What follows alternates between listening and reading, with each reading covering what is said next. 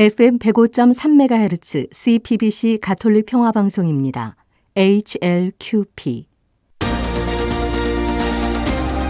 지금은 완전히 새로운 폴더블 세상을 맞이할 시간.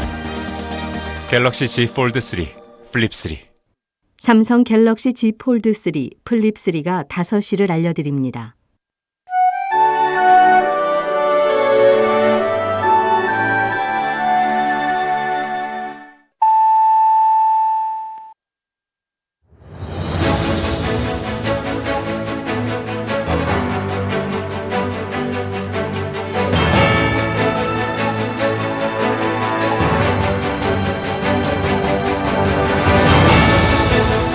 이기상의 뉴스 공감.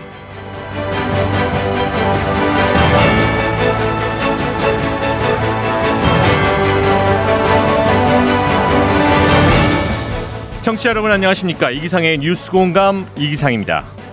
단계적 일상 회복으로 가는 11월의 첫날입니다. 여러분의 일상에는 어떤 변화를 좀 느끼셨는지 모르겠습니다. 연일 맑고 상쾌한 가을 날씨가 이어지면서 알록달록 물들어가는 단풍 구경 떠나시는 분들 많은데요.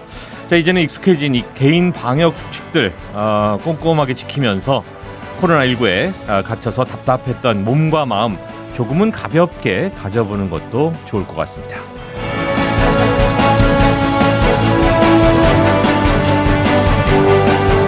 자, 여러분의 하루를 뉴스로 정리하는 뉴스 공감 5시 브리핑에서는요. 이탈리아 로마 현지에 나가 있는 맹현균 기자 전화로 연결해서 문재인 대통령의 교황청 방문 성과 또 G20 정상회의 내용 결산해보고요. 단계적 일상회복 그 첫날 표정 알아봅니다.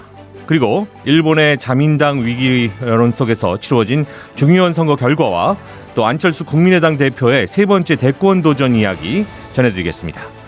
자, 그리고 오늘의 픽 인터뷰 추기호 주 교황청 한국대사 로마 현지로 연결해서 지난주에 있었던 문재인 대통령과 프란치스코 교황의 만남에 대한 평가와 남은 과제들 함께 짚어보겠습니다.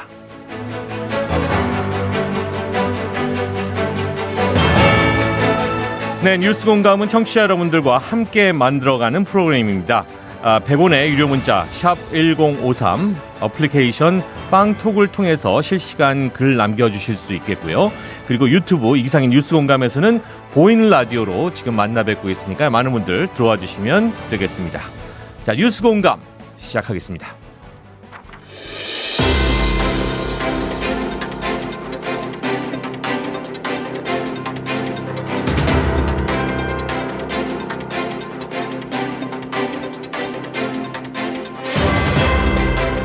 당신의 하루를 뉴스로 정리하는 시간 5시 브리핑.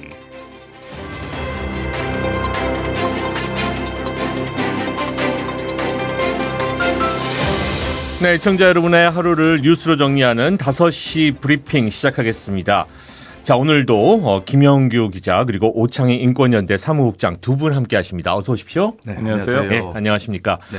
자, 일단 오늘은요 전화 연결부터 시작을 해보도록 하겠습니다. 이 뉴스 공감의 맹현균 기자가 문재인 대통령의 해외 순방을 함께 동행 취재하고 있는데요.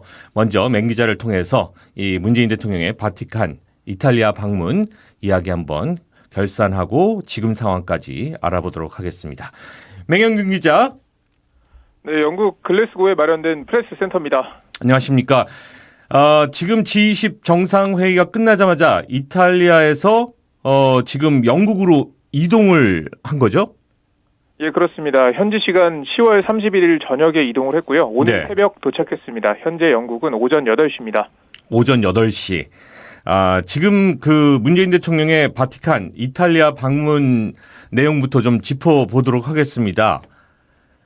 이 바티칸과 로마에서의 일정, 네네. 한마디로 좀 한반도 평화 담론을 국제사회에 환기시키는 계기가 됐다, 이렇게 평가할 수 있습니다.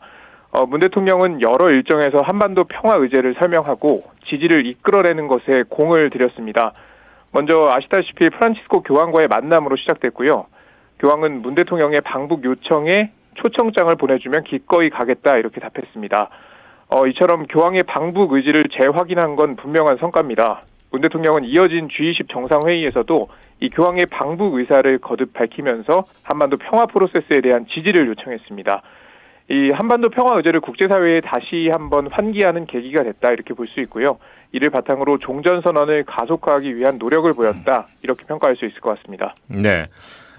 맹현균 기자하고 이 스튜디오에 이제 지난주에 앉아 있을 때 문 대통령과 조 바이든 대통령이 과연 만날 수 있을 것인가? 어떤 상황이 벌어질 수 있을까? 뭐 이런 여러 가지 이야기를 나눴던 기억이 있는데 만남이 있었습니다. 그렇죠? 예. 그런데 그 만남이 어떻게 보면 가장 아쉬운 부분입니다. 네. 구체적인 한방이 없었기 때문인데요. 사실 북한 문제는 미국이 나서줘야 하는 측면이 있죠. 뭐 대북 제재라든지 여러 방면에서요. 그런데 이번에 문 대통령이 바이든 대통령과 회담을 했다면 보다 가시적인 성과가 있었을 것 같은데 사실 회담이라기엔 좀 부족한 만남이었죠. 프레스 센터에서도 이 문 대통령과 바이든 대통령의 만남에 많은 기자들이 주목했습니다. 네. 만났다는 소식이 나왔을 때가 점심시간쯤이었는데 다들 점심을 먹다가 뛰어갈 정도로 심각했습니다. 그래서 이제 회담을 했느냐, 얼마나 만났냐 이런 질문 나왔는데 회담은 아니고 조우했다 이렇게 정리가 됐거든요. 네. 실제로 2, 3분 정도 만나서 인사한 게 다였으니까요. 통역 시간을 고려하면 실제로 대화를 나눈 시간은 더 짧다고 봐야죠. 나란히 교황을 만난 한미 대통령이 오랜 시간 대화할 수 있었다면 이런 아쉬움 남습니다. 다만 이 남북관계 개선의 실마리도 좀 찾을 수 있었는데요. 이 이야기는 다음 주제에서 계속 설명드리겠습니다. 네. 30일과 31일 이틀간 G20 정상회의가 있었습니다. 정상선언문도 채택이 됐죠? 그렇습니다. G20 정상회의 기간 각국 정상들은 이 최종 선언문에 자국의 입장을 하나라도 더 담기 위해 끝까지 줄다리기를 했습니다. 실제로 당초 예상된 시간보다 합의문 채택이 조금 지연되기도 했고요. 이게 개도국은 개도국의 입장이 있고 선진국은 선진국대로 입장이 전혀 다르니까 네. G20 정상이 만난 이틀은 좀 조율을 하는 시간이었다고 보면 됩니다. 만약 이견이 컸으면 선언문이 아예 채택되지 않을 수도 있는데요.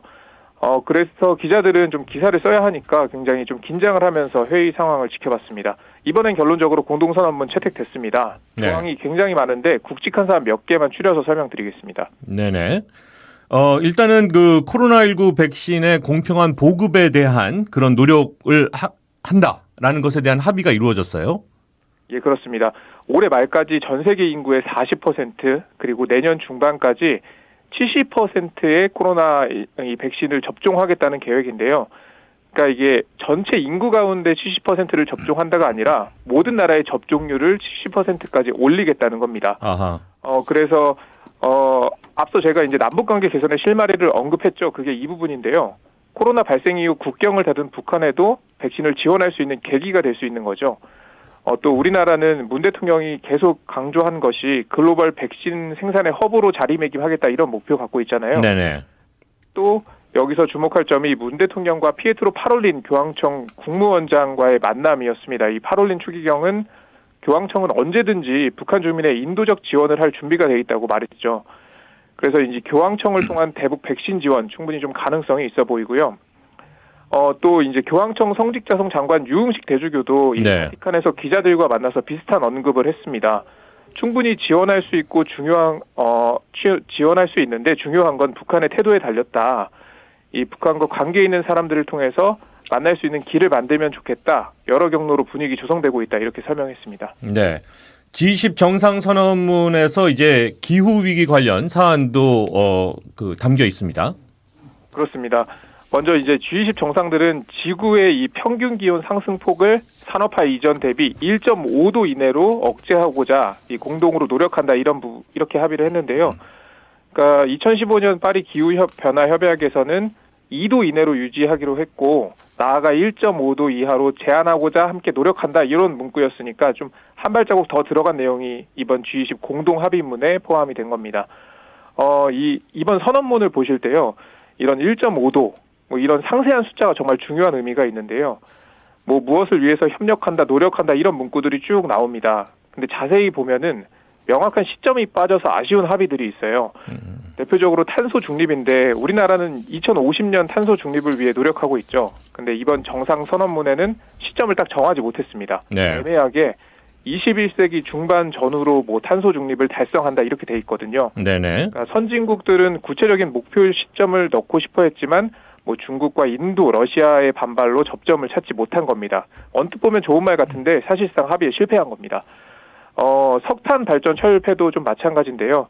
가능한 빨리 이 석탄 발전을 폐지한다 이렇게 문구가 담겼거든요. 앞서 설명드린 것과 같은 맥락으로 좀 합의가 제대로 이뤄지지 않았다고 보시면 됩니다. 네. 뉴스공감의 맹현균 기자가 지금 그 교황청에 있다가 지금 영국 글래스고에 있는 프레스센터까지 이동해 있는 상황인데 오늘은 어떤 일정들이 또 준비되어 있습니까? 네, 오늘 문 대통령은 이 유엔 기후변화 당사국 총회 개회식에 참석하고요. 기조 연설에 나섭니다.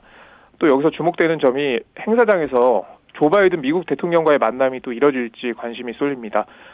교황청에서도 기후변화 당사국 총회에 참석하는데요. 파롤린 추기경이 대표단을 이끕니다. 그리고 파롤린 추기경도 기조연설에 나서게 됩니다. 지금까지 영국 글래스고에서 전해드렸습니다. 네, 고맙습니다. 맹현균 기자였고요. 자, 이렇게 지금 G20 정상회의까지 일정이 소화되고 있고 계속해서 또 새로운 일정들도 전해지고 있습니다. 계속해서 좋은 소식들 좀 많이 들려오기를 다시 한번 기대를 해보도록 하겠고요. 이번에는 계속해서 코로나19 관련 소식들 이어나가도록 하겠습니다. 오늘 맹현균 기자 나와 계신데요. 예. 김현규입니다.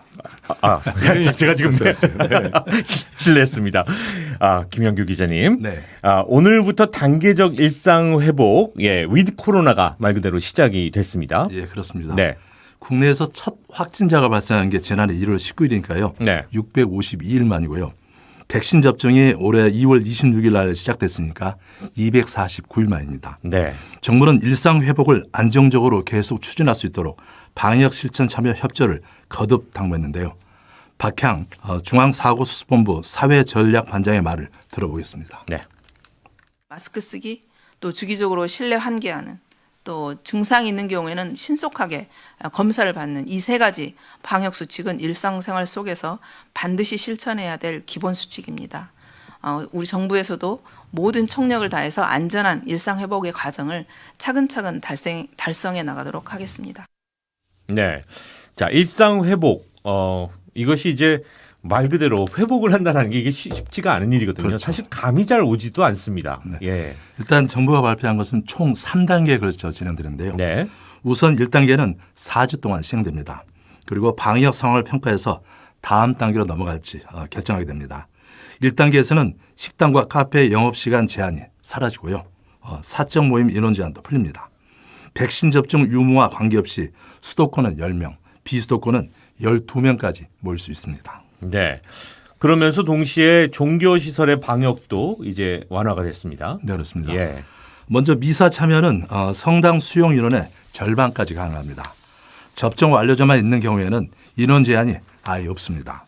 성경 공부나 구역 모임 등 소모임은 접종 완료자만 참여할 경우 허용합니다. 네. 하지만 취식과 통성교도는 계속 금지되는데요. 성가대와 찬양팀 운영은 접종 완료자에 한해 가능합니다. 네. 아울러 마스크를 쓰고 독창을 하는 것은 허용됩니다.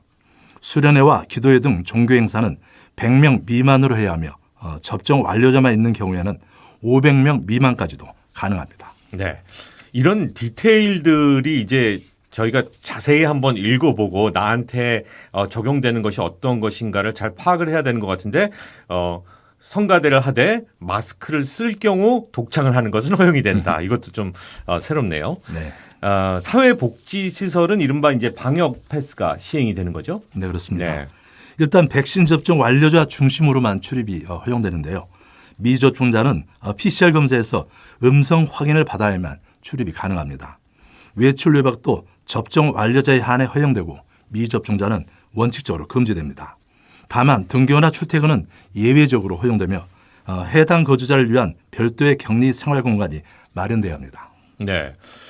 단계적 일상 회복이 이렇게 시작이 되었는데 또 한편에서는 학교 급식실에서 조리사들의 퇴사가 크게 늘었다.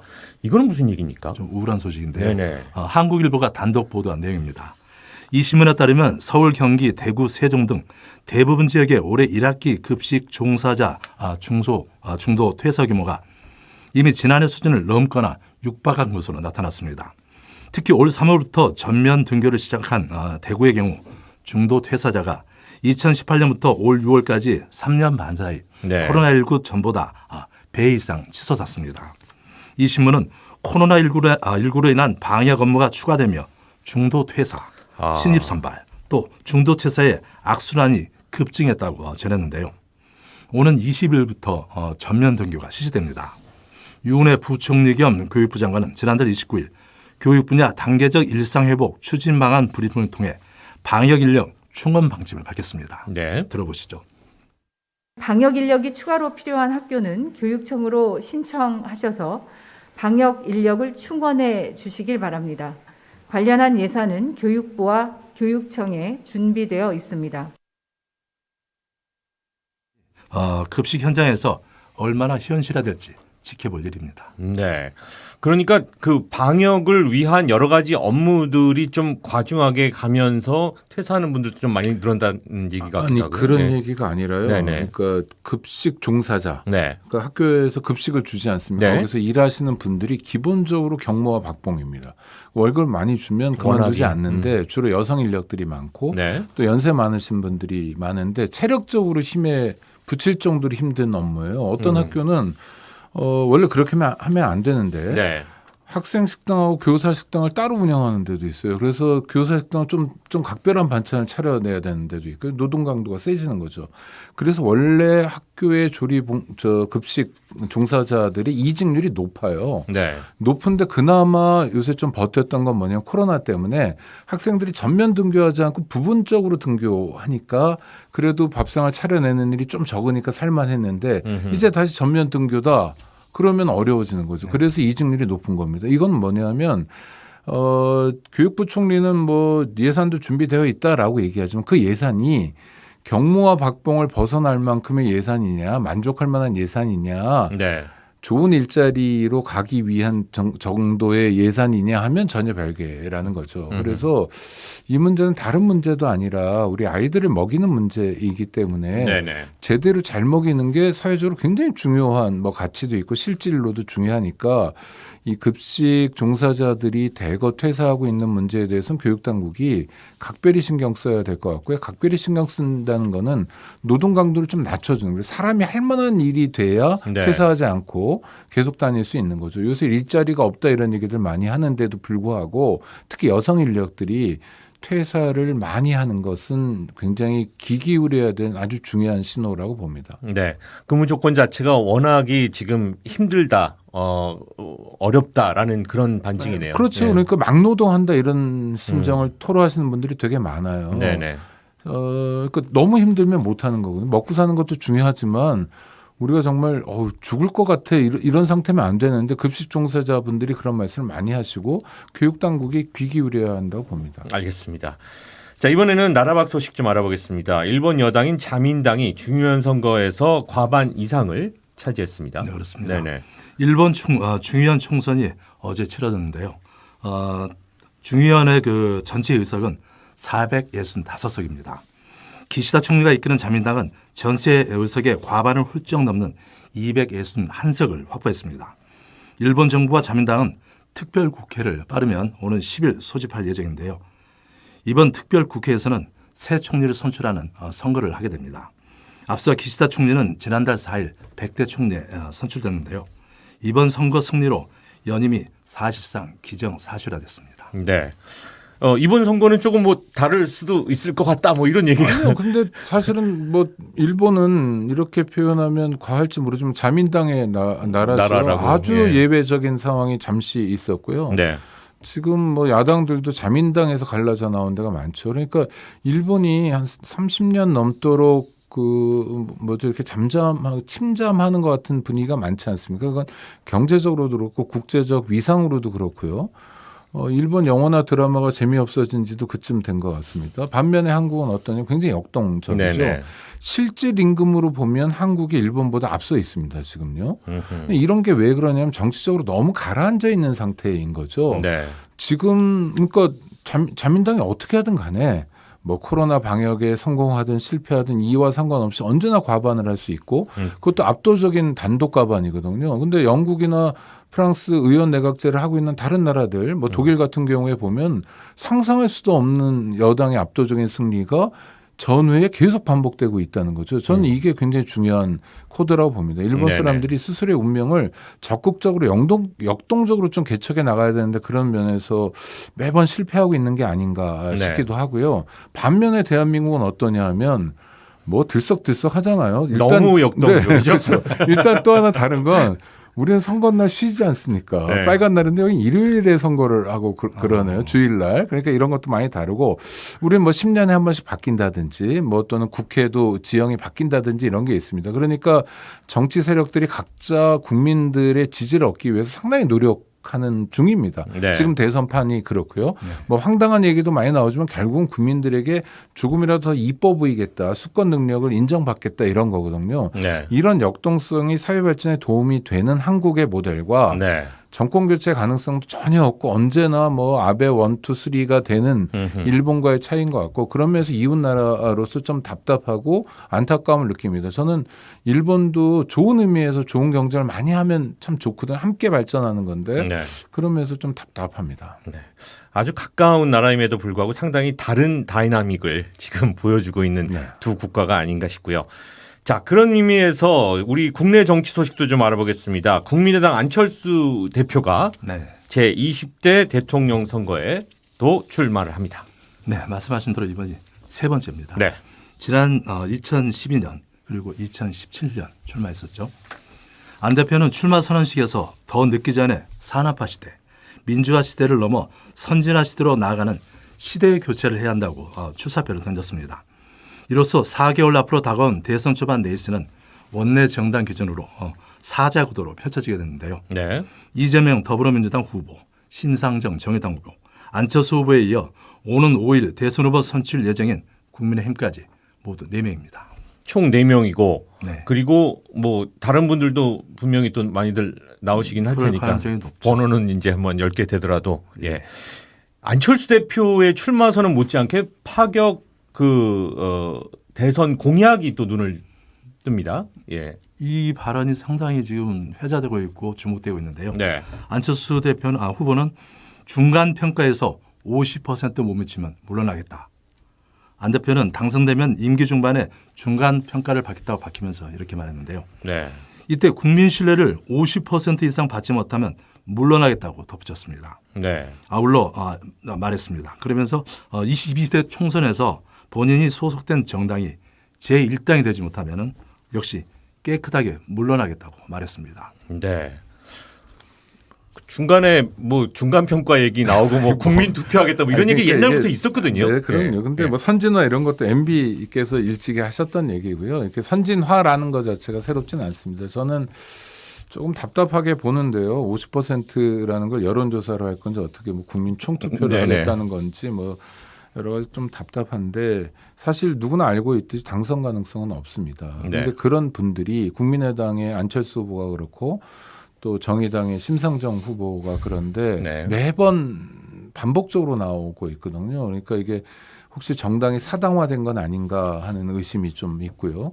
뭐 아니라고 말하겠지만 그런 증거도 굉장히 많은 게 사실입니다. 네. 그러나 다만 그렇더라도 조금 긍정적으로 볼 건 있을 것 같아요. 이를테면 양대 정당이 의석수도 많고 흔히 얘기한 거대 정당이어가지고 탄력 있게 이제 뭐 국민들에 대한 약속 공약을 잘 못하는 경우들이 있을 텐데 군소 정당에서 그런 것들을 좀 뚫어주면 좋죠. 그래서 막힌 허를 뚫어주듯이 국민들 입장에서 정말 간절히 바라는 건데 군소 정당에서 공약으로 당선은 안 되더라도 또 단일화 과정이 있을 수 있고요.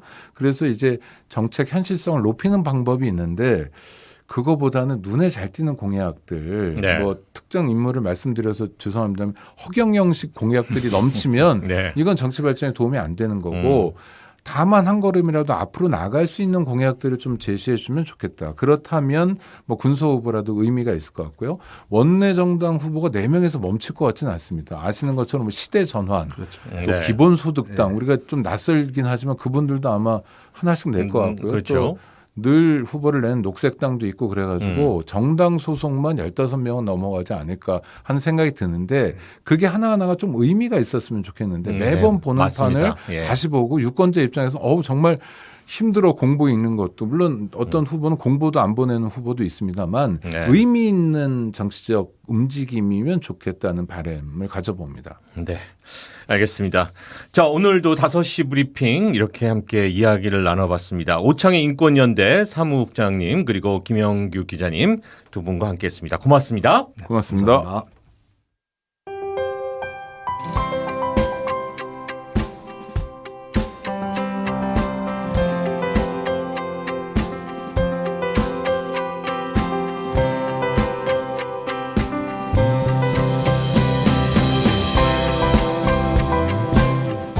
마음 따뜻해지는 뉴스부터 화가 나는 뉴스까지 이혜은 아나운서와 함께합니다.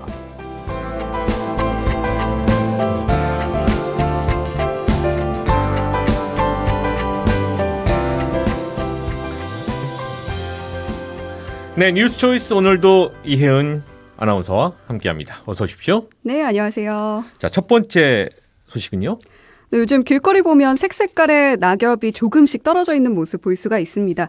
이 낙엽 예쁘기만 한 게 아니라 돈이 된다고 합니다. 낙엽이 돈이 된다. 네. 낙엽이 돈으로 보인다는 지가 근데 낙엽이 돈이 된다. 실제로 돈이 된다고요? 네, 그렇습니다. 이 낙엽을 모아서 발효를 시킨 뒤에 퇴비로 활용을 하는 건데요. 네. 충북 제천에서는 2018년부터 낙엽을 모아서 퇴비로 만드는 사업을 시작했습니다. 요즘 환경에 대한 관심도 높은데 그야말로 친환경 퇴비죠. 낙엽을 자발적으로 모으기 위한 노력도 꾸준히 했습니다. 책이나 파지를 모아서 수매할 때는 킬로그램당 100원 안팎을 지급을 했는데요. 이 낙엽은 킬로그램당 250원으로 정했습니다. 그랬더니 2018년에는 302톤의 낙엽을 모을 수가 있었고요. 이후에는 수매값을 킬로그램당 300원으로 올렸더니 어르신들이 낙엽이 떨어지는 계절에는 낙엽을 많이 모아오셨다고 하고요. 그렇게 또 길거리도 깨끗해지고 친환경 퇴비도 만들고 일석이조의 효과를 누릴 수 있었다고 합니다. 네. 네. 반응도 좋았겠는데요, 지금. 이게? 네, 반응이 네. 굉장히 좋습니다. 네. 이 소식을 접한 누리꾼들, 어르신들이 폐지 줍는 것보다 낫다고 하니까 참 좋은 정책이라고 생각합니다. 또 낙엽이 쌓이고 썩고를 반복해서 지금의 흙이 된 것 아니겠나, 좋은 퇴비가 될 것 같다, 이런 의견을 보였고요. 또 제천 여행했을 때의 기억을 떠올리면서 한약 도시라더니 낙엽 아이디어도 좋네, 슬로우 시티라는 테마에 딱 맞는다, 이런 의견도 있었습니다. 네, 요즘 뭐 ESG 경영이라고 해서 기업에서도 환경 오염 절감이 아주 화두로 이루어지고 있는데 좋은 정책인 것 같고요. 네. 자, 다음 소식은요. 네, 이번에는 조금 안타까운 사연입니다. 우리나라 이야기는 아니고요. 브라질에서 있었던 사건인데요. 현지 시간 31일 브라질 상파울루주의 한 도시의 음식점 앞에서 68세 남성이 갑자기 쓰러졌습니다. 네. 그 모습을 본 행인이 즉시 전화로 도움을 요청했는데 구급차가 안 왔어요. 그렇게 4시간이 지났는데도 구급차가 안 왔고 5시간째에 또 전화를 했더니 통증 때문에 사망하는 사람은 없다, 조금 더 기다려라, 이렇게 말했다고 합니다. 네. 그렇게 결국 6시간이 지나서야 구급차가 왔는데 이미 너무 늦었죠. 네네. 남성은 이미 숨진 뒤였고 남성을 끝까지 지킨 존재가 화제입니다. 바로 반려견 2마리였는데요. 반려견들은 남성이 쓰러지자마자 남성 주위를 맴돌면서 지키다가 경찰 검시관이 도착한 다음에야 자리를 비켜줬다고 합니다. 네. 뭐 우리나라에서도 뭐 구급차 관련돼서는 이제 이런저런 소식들이 들려오고 하는데 그래도 전반적으로 이제 시스템이 좀 많이 잘 갖춰져 있는데 이런 소식 들으면은 뭐 상대적으로 또 우리나라는 또 그래도 네. 예, 잘 진행이 그 만들어져 있는 것이 있구나라는 생각도 해보게 네네. 되고요. 예. 그래서 국내 누리꾼들 반응이 우리나라는 6분인데 브라질은 6시간, 말이 안 된다. 네네. 이 나라에 태어난 걸 감사하게 생각하는 순간이다, 이런 반응도 있었고요. 네. 또 최근에 한 정치인의 발언 내용을 가져와서 누가 식육견은 따로 키우는 것 아니냐고 하던데 인간과 감정 교류가 가능한 개, 고양이 같은 반려동물은 사람을 배신하지 않는다라고 댓글을 남기기도 했습니다. 그러니까요. 이 뉴스의 마지막에 결과적으로는 반려견 2마리만이 그 자리를 지켰다라는 네. 것도 예. 쑥 지나가는 얘기였습니다만 제일 또 마음에 남는 그런 장면이 아닌가 싶네요. 자, 마지막 뉴스는요. 네, 마지막 소식은 다시 국내로 돌아와서요. 언어의 장벽을 뛰어넘어서 끝까지 포기하지 않고 생명을 지킨 우리 경찰관 이야기입니다. 오늘 경찰이 밝힌 내용에 따르면 지난달 10일 한 여성이 한강으로 걸어 들어가고 있다, 이런 신고가 접수됐다고 합니다. 네. 곧바로 경찰이 출동을 해서 이 여성을 구조했는데 막상 구조하고 보니 여성이 중국 동포여서 말이 전혀 안 통하는 거예요. 이때 최욱이라는 순경이 나섭니다. 이 최순경은 중국 다롄에서 2년을 살다 와서 중국어에 능통했는데 최순경이 중국어로 여성의 신원을 파악해서 어머니에게 인계를 했습니다. 그런데 이 여성이 조금 심적으로 불안정한 상태여서 네네네. 어머니와 다투다가 또 도로로 뛰어들어서 재차 극단적 선택을 시도를 했습니다. 그래서 이번에는 더 오랫동안 찬찬히 이야기를 나눠서 그나마 사이가 좋다는 사촌 언니에게 인계를 했는데 또 한강에 다시 뛰어들어서 한 차례 더 구조에 성공을 했고요. 이야기를 나눈 끝에 지역 정신건강센터와 연결을 해서 네. 응급 입원까지 시켰다고 합니다. 세 차례 시도를 끝까지 포기하지 않고 막아낸 거죠. 이 짧은 시간 안에 네, 지금 하루에 3번의 지금 자살 시도가 있었던 거고 이거를 그쵸. 어떻게 보면 계속해서 옆에서 지켜낸 거네요. 그렇죠. 그렇습니다. 네. 그래서 최순경 참 고생하셨습니다. 네네. 칭찬받아 마땅합니다. 또 경찰로서 맡은 임무 다해주셔서 감사합니다. 이런 반응 누리꾼들이 많이 보였고요. 또 정신건강복지센터 직원분들도 고생 많으셨습니다. 이런 네. 또 노력까지 발굴을 하셔서 말씀을 해주신 누리꾼도 있었습니다. 네. 이런 분들이 대한민국을 만들어가고 있습니다. 예, 그렇습니다. 끝까지 포기하지 않았던 이 모든 분들께 감사드리면서요. 자, 오늘도 잘 들었습니다. 고맙습니다. 네, 고맙습니다.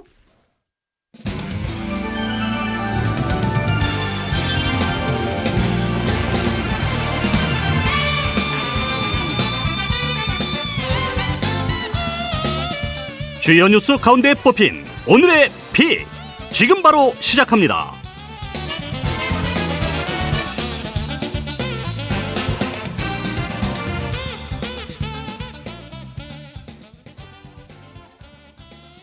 네, 재미있고 좋은 날이었다. 지난주 문재인 대통령과의 면담을 마친 프란치스코 교황의 말입니다.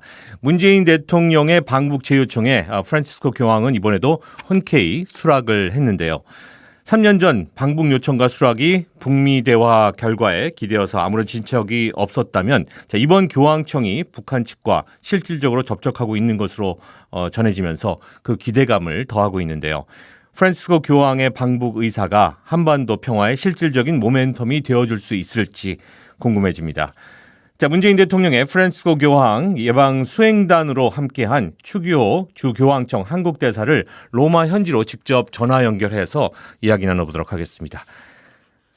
추기호 대사님 안녕하십니까? 네, 안녕하십니까. 반갑습니다. 네, 반갑습니다. 고맙습니다. 네.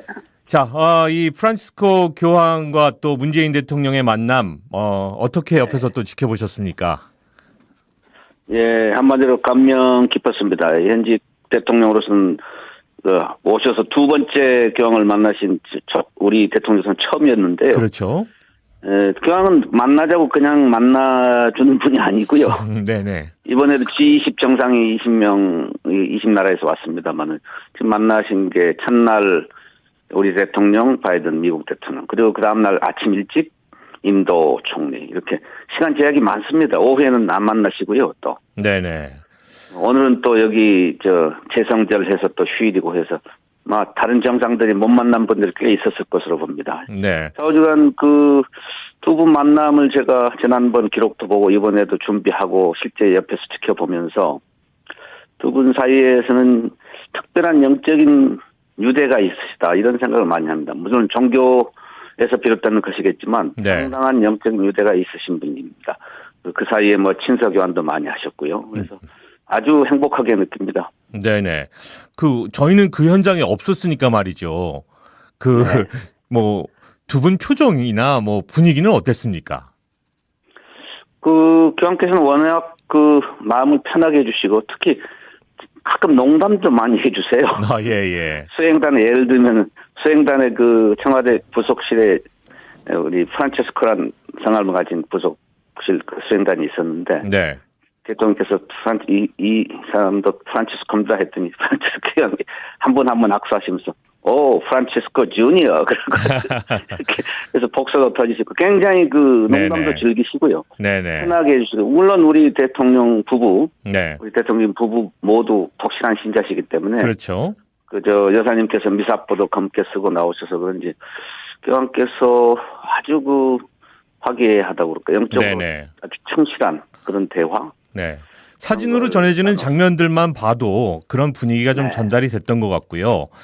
예, 자, 예. 일단은 문재인 대통령이 방북 요청을 했고요. 그리고 프란치스코 교황께서 흔쾌히 네. 수락을 하셨습니다. 네. 자, 이것이 이제 3년 전의 방북 요청 그리고 그것에 대한 응답과 비교해서 어떤 우리가 의미를 두고 차이가 있다고 얘기를 할 수 있을까요?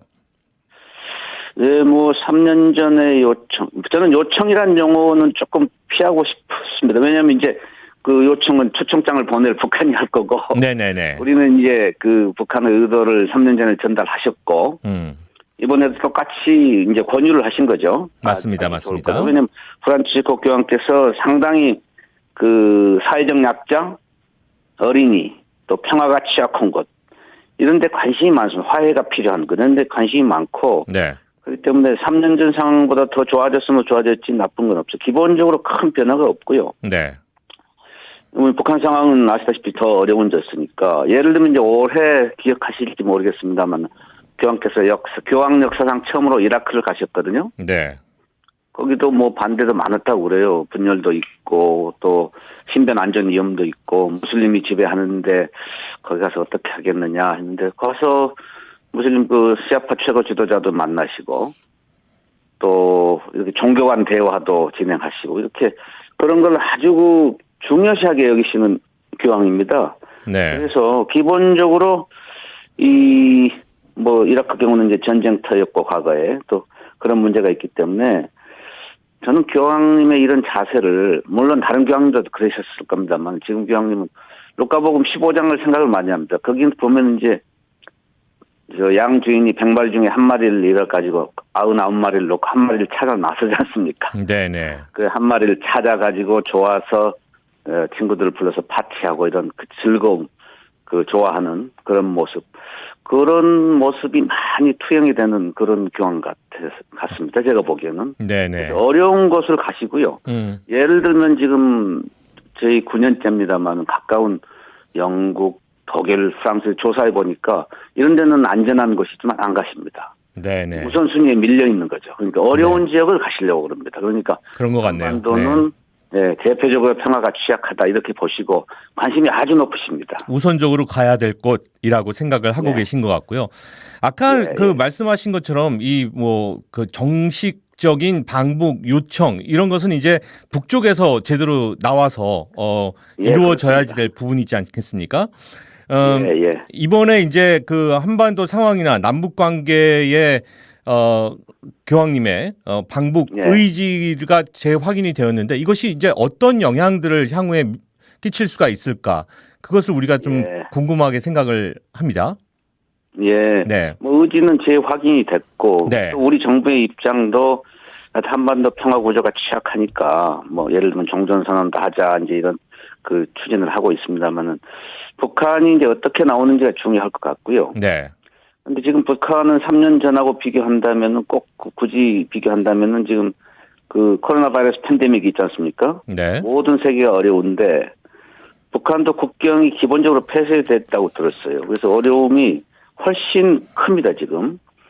근데 이제 지금 이런 의지가 있으시면은 북한으로서는 그 어려움을 극복할 때 이 교황의 방북 초청 이런 거 아주 중요한 요소의 하나로 충분히 고려할 여지가 있고 그런데 그럴 가능성이 지금 점점 어려우면 어려울수록 가능성이 높아지지 않을까 이제 그런 현상적인 분석을 제가 하고 싶습니다. 네네.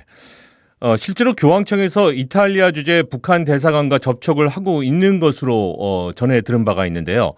어떤 프란치스코 교황 방북과 관련된 실무적인 논의랄까, 소통 창구, 앞으로의 방식 이런 것들도 상당히 궁금해집니다. 예, 뭐 남북한도 그렇습니다만 소통에는 이제 부침, 오르락내리락이 있는 것 같습니다. 업스 앤 다운스라고 그럴까요? 제가 교황청 이제 고위직이나 실무자 이렇게 만나서 봐도 어쩔 땐 됐다가 어쩔 때는 좀 이렇게 닫혀 있고 이제 이런 걸 100% 얘기를 안 해주지만 그런 게 북한식 외교의 특징을 나타내는 것 같습니다. 그런데 이제 교황청에는 사실은 이제 과거에 방북한 경험이 있는 고위 간부가 꽤 있습니다. 예를 들면은 현재 외교장관 하고 있는 갤러거 대주교 같은 분은 2번씩 다녀왔고 옛날에. 네. 그리고 아시다시피 여기 로마에 이제 북한 대사관이 있지 않습니까? 네. 있고 그리고 제가 기록을 보면 여기 교황청의 그 민간 기관입니다만 산테지디어라고 여기는 민간의 그 구호기관, 세계적인 구호기관인데 거기서도 뭐 식량 원조를 위해서 네네. 5, 6년 전에 접촉도 있었고 또 실제 식량도 좀 갖다 주고 했고 그래서 이제 이런 창구가 있는데 제가 이제 창구를 뭐 구체적으로 우리가 미리 재단할 필요는 없을 것 같아요. 왜냐하면 여러 방면이 있을 텐데 저는 이제 이걸 생각하면서 72년에 그 닉슨이 방중을 했지 않습니까? 그런데 방중할 때 그때 기록을 보면은 이제 핑퐁 탁구팀이 왔다 갔다 하고 그렇죠. 키신저가 비밀 접촉을 하고 그러니까 중요한 일은 드러나지 않게 조용히 접촉하는 것도 하나의 중요한 외교적인 수단이 된다. 저는 그렇게 믿고요. 네. 그래서 우리가 파악하지 못하는 소통 창구가 있을 수도 있지만 뭐 파악이 되든 아니면 비밀리에 되든 의지만 있으면은 언제든지 가동이 가능한 소통입니다. 제가 보기에는. 네. 그런 일단은 방향으로 저도 네. 기대를 해봐야겠고요. 그리고 교황님의 적극적인 방북 의사는 또 우리가 확인을 한 바가 있고요. 자, 교황님의 해외 사목 방문 일정이 연초면은 늘 나오곤 하는데 내년 방북이 우선적으로 좀 잡힐 수 있을 것인지 어떻게 보십니까? 그래서 이제 시기를 이제 어떻게 하느냐 하는 게 이제 제일 적은데 지금 내년 얘기를 하셨습니다만 외교적 상식으로는 한 두세 달 내에는 어려울 것 같고요. 왜냐하면 준비가 많이 필요하니까. 그렇겠죠. 그리고 이제 우리가 시기를 볼 때 2018년, 2019년에 있었던 북미 대화, 북미 정상 간 그 만남도 한번 반추해 볼 필요가 있습니다. 그때 조금 급히 만났거든요. 그렇죠? 준비가 좀 약한 상태로 만나지 않았나 저는 이제 그렇게 평가를 하는데. 네. 그러니까 시기를 우리가 보려면 그 이전에 의미 있는 소통이 상당히 있어야 된다고 봅니다. 소위 착실한 준비라고 그럴까요? 네. 그죠? 예. 그래서 그런 면에서는, 보통 교황이 가시려면은 정부의 초청 모든 나라가, 그리고 그쪽 종교계의 초청 이렇게 두 개가 양립돼야지 이제 가능하다고 그럽니다. 교황청에서도 그렇게 검토를 하고. 네. 근데 북한은 이제 종교계가 어떤 것인지 이제 교황청으로서는 확실히 모르기 때문에 상당한 소통이 선행된 다음에 초청이 이루어질 수 있고, 뭐 초청이 있게 되면은 그에 따라서 또 교황님 의지가 강하시니까 이제 준비가 본격화될 수 있고, 뭐 그런 식으로 시나리오를 볼 수 있지 않을까 이렇게 생각합니다. 네. 뭐 코로나 문제도 있었고요. 그런가 하면은 이제 혹한기를 피해서 북한을 방문한다면 내년 봄쯤에는 방문이 가능할 수 있지 않을까. 라고 괜히 제가 감히 얘기를 해보는데 어떻게 생각하십니까? 그러니까 이제 한반도 진정한 평화를 바라는 우리 국민의 의식이 이제 투영된 그런 인식인데. 네. 근데 외교를 해본 사람 입장으로서는 너무 섣불리 특히 이제 우리가 직접 당사자는 아니기 때문에 옆에서 도와주기 때문에. 그렇죠. 그렇게 시기를 속단하기는 어렵고요.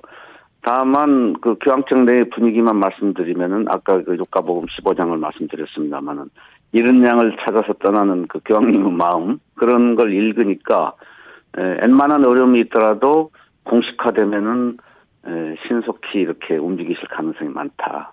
또 그런 방면에서 우리가 기도하고 접촉하고 이렇게 설득하고 이렇게 생각하고 있습니다. 네. 교황청에서도 지금 북한 관련된 여러 가지 인도적인 지원을 할 준비가 되어 있다라는 그런 이야기도 나왔는데요. 앞으로 교황청의 역할, 북한과의 관계, 뭐 어떤 것들을 우리가 좀 예상해 볼 수 있을까요? 마무리 말씀 부탁드리겠습니다. 예. 그 인도적 지원은 뭐 어느 나라나 이제 생각을 하지만 특히 교황청은 상징성이 크고 파급력이 크다고 생각합니다. 지금 유엔 제재 하에 있지 않습니까? 인도는 상당히 제한이 되는데 다른 나라들을 선도할 수 있는 그 교황청에 소위 소프트 파워가 있습니다. 그래서 그런 소프트 파워가 있기 때문에 교황청도 그걸 인식을 하고 기회의 문이 열리는 대로 본인들은 얼마든지 이제 교황청은 얼마든지 뭐 예를 들면 식량, 약품 이런 게 주가 되겠죠. 그래서 그건 북한이 국제사회에 문을 열고 나올 수 있는 중요한 단서, 계기가 될 수 있을 겁니다. 그래서 그런 방향으로 저도 노력을 하겠습니다. 네. 지금 뭐 많은 분들이 신자분들도 그렇고 우리나라의 북한과의 관계 그리고 또 예. 통일, 뭐 평화, 예. 뭐 이 모든 것을 예. 생각하는 또 지금 신자분들도 많이 듣고 계신데요. 추기옥 주교황청 한국 대사께서 로마에 계신데 마지막으로 말씀 한마디 부탁드리겠습니다. 예, 우리나라 평화가 그렇게 취약하다 이렇게 말씀 한두 번 드렸는데 우리 정치 지도자들은 다 같이 고민이 그렇게 있으실 겁니다. 여야를 막론하고. 근데 교황청은 특별한 곳이어서 무기는 없지만 어떤 평화를 위한 소프트 파워는 그 어느 나라보다 강합니다. 네. 그래서 그걸 잘 우리가 활용할 수 있도록 미국도 그렇고 또 교황청하고 좋은 관계를 가진 여러 나라를 우리가 궁즉통 막히면 돌아가라고 그러지 않습니까? 네네. 교황청에서 좋은 관계를 가진 그리고 북한하고 가까운 나라들도 돌아서 갈 수도 있고요. 그래서 그런 방면에서 다각도로 평화를 진정한 의미 있게 만들도록 교황청하고 열심히 노력해 가겠습니다. 네, 고맙습니다. 추규호 주교황청 한국 대사님과 전화로 연결해서 이야기 나눠봤습니다. 고맙습니다. 감사합니다.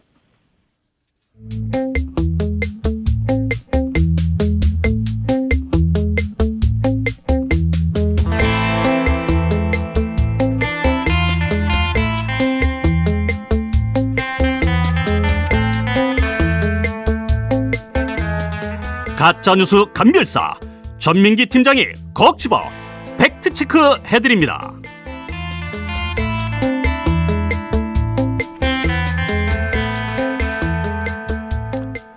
네, 가짜 뉴스, 진짜 뉴스. 한국인사이트 연구소의 전민기 팀장과 함께하는 코너입니다.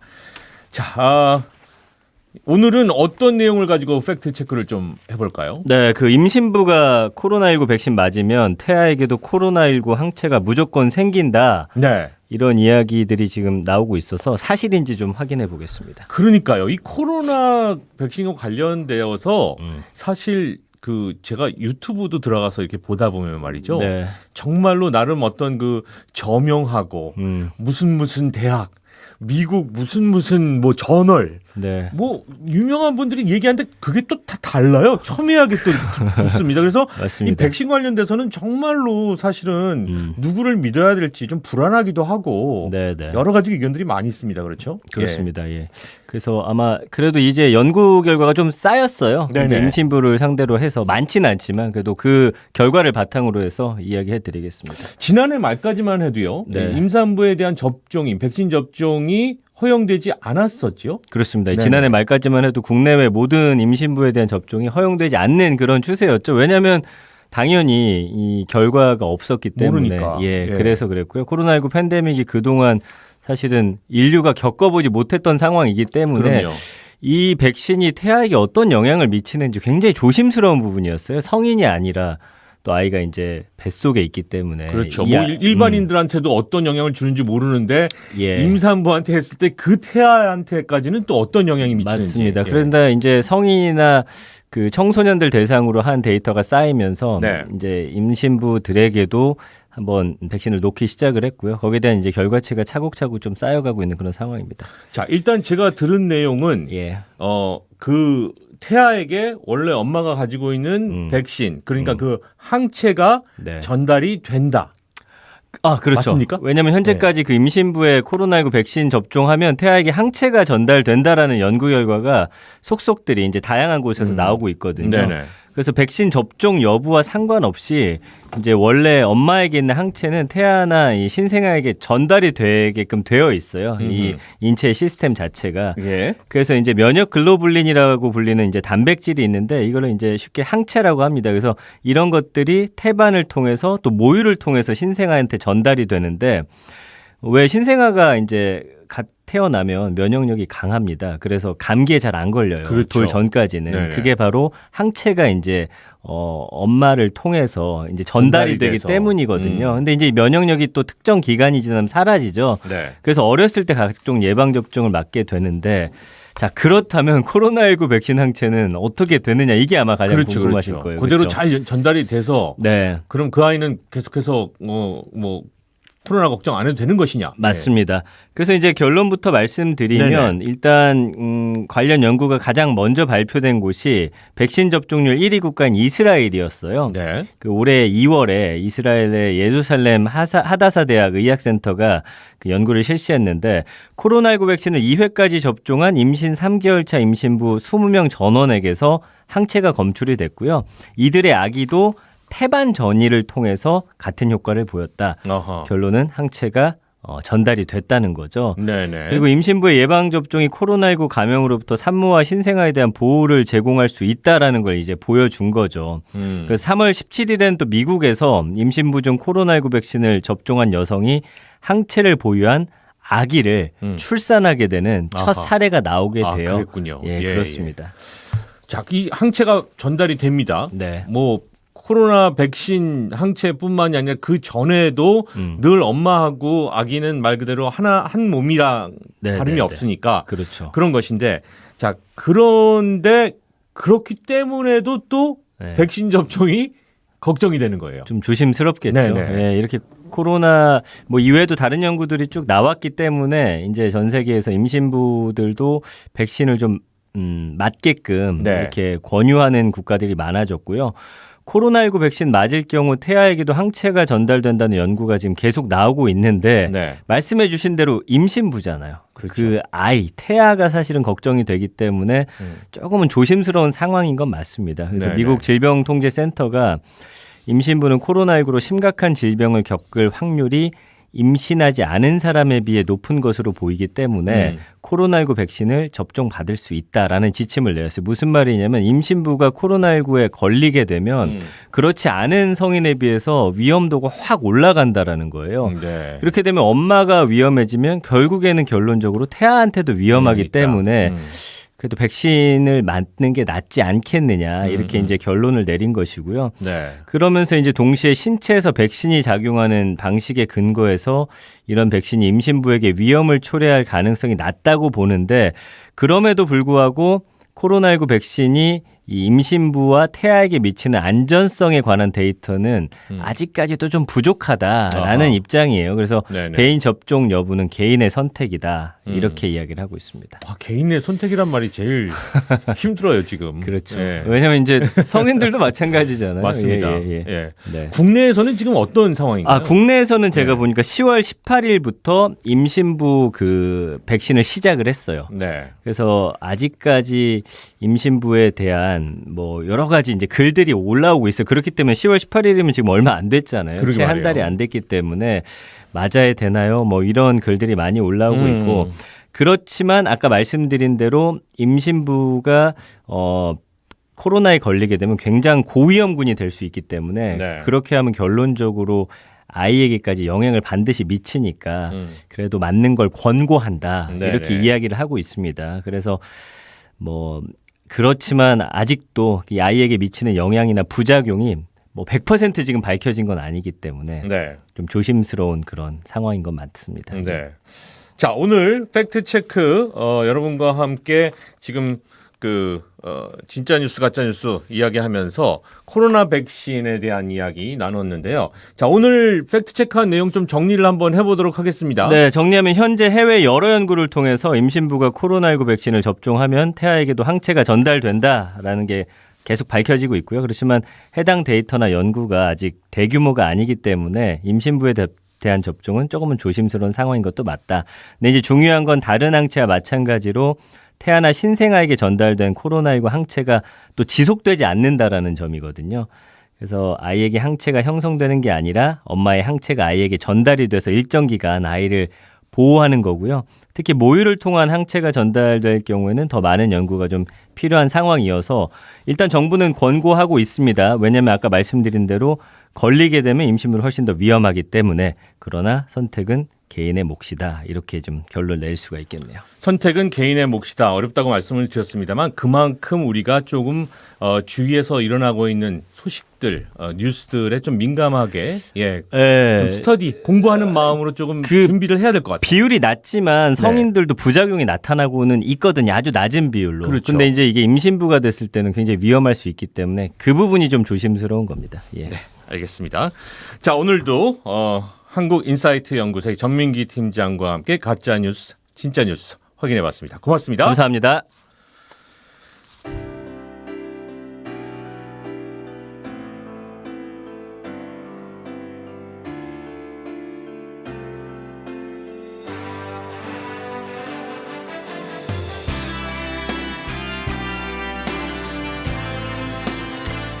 네, 오늘 이기상의 뉴스 공감 준비한 모든 소식 여기까지입니다. 주님의 평화 안에서 여러분만의 뉴스로 오늘 하루 마무리해 보시는 것도 좋을 것 같습니다. 지금까지 제작의 박종인, 맹현균, 김정아, 그리고 기술의 김황성, 작가 이지혜, 그리고 저는 진행의 이기상이었습니다. 오늘 끝곡으로 준비한 노래는요, 안치환의 함께 가자 우리 이 길을 노래가 준비되어 있고요. 이 노래 들으면서 저희는 인사드리고 내일 찾아뵙도록 하겠습니다. 여러분 안녕히 계십시오. 가로질러 들판 산이라면 거기 여차 넘어주고 산은 파도 바다라면 거기 여차 건너주자 해 떨어져도 서로 일으켜주고 가다 못 가면 쉬었다 가자 아픈 날이 서로 기대며 함께 가자 우리 길을 마침내 하나 됨을 위하여